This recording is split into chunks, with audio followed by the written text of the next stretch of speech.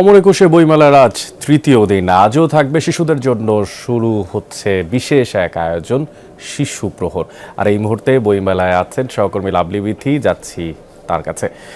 বিথি, খেলা একদম মানে মেলা একদম শুরুর দিকে পাপেট খেলা অর্থাৎ পাপেট শো এর কথা শুনছিলাম, সেটি শুরু হয়েছে কিনা তা জানার মধ্য দিয়ে আসলে জানতে চাই ক্রেতা দর্শনার্থীদের উপস্থিতি মেলাতে কেমন দেখতে পাচ্ছেন। তার কারণ আকর্ষণ করার শুরু হয়ে যাচ্ছে। আপনি দেখতেই পাচ্ছেন যে এখানে পুতুল নাটকটি চলছে এবং সামনে শিশুরা বসে আছে। এই এত রোদ, তার মধ্যেও কিন্তু শিশুদের কোনো ক্লান্তি নেই।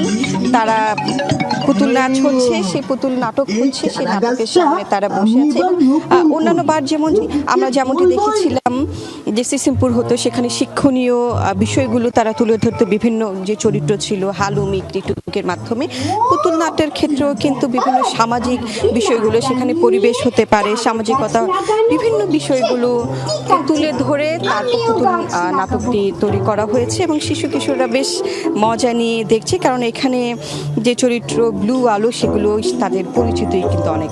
ম্যাটাডোর নিয়ে এলো স্মার্ট ইনস্টাওয়াল। এটি ইঞ্জিনিয়ারিং প্লাস্টিকে তৈরি মজবুত দেয়াল। এর বাইরে বিভিন্ন স্টলগুলো প্রায় সবগুলোই খোলা হয়ে গেছে। পাঠকরা আসছে, তার পাশাপাশি বড় যারা আছে তারাও কিন্তু আসছেন।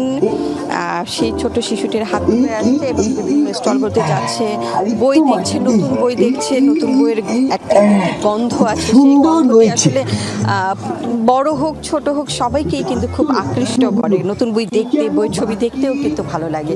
কয়েকজনের সাথে কথা হচ্ছিল যে শিশুটি হয়তো একদমই ছোট, হয়তো হাতে খড়ি হয়েছে অথবা ছবি চিনছে, তাদেরকেও এই রোদের মধ্যে নিয়ে আসা হয়েছে। তো কথা হচ্ছিল যে কেন ওর তো এখনো বইমেলার অর্থটাই বোঝে না। মূলত বইয়ের সাথে পরিচয় করিয়ে দেওয়ার জন্য, বইমেলা যে আমাদের ভাষা, মুক্তিযুদ্ধ, সংস্কৃতিকে ধারণ করে, সেই সংস্কৃতিটাকে পরিচয় করিয়ে দেওয়ার জন্য সেই কারণেই তাদেরকে নিয়ে আসা হয়।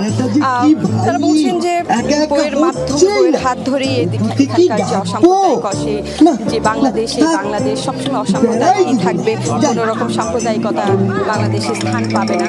এর বাইরে আরেকটি বিষয় হচ্ছে যে এখানকার যদিও অন্যান্য মানের তুলনায় এবার পাঠক সমাগম কম, কিন্তু রোজা, তারপর স্কুল চলছে, নির্বাচন গেলে সবকিছু মিলে এর একটা প্রভাব তারা পড়েছে। এখানে প্রকাশক যারা আছেন, তারা বলছেন তারা জানেন এবারের বইমেলায় হয়তো আসলে হবে না, কিন্তু তারপরে আমাদের সঙ্গে লাভলি বিথি যুক্ত ছিলেন। এবং বই মেলা রঙিন হচ্ছে পাপেট শো এবং নানা ধরনের বইয়ের সুগন্ধে।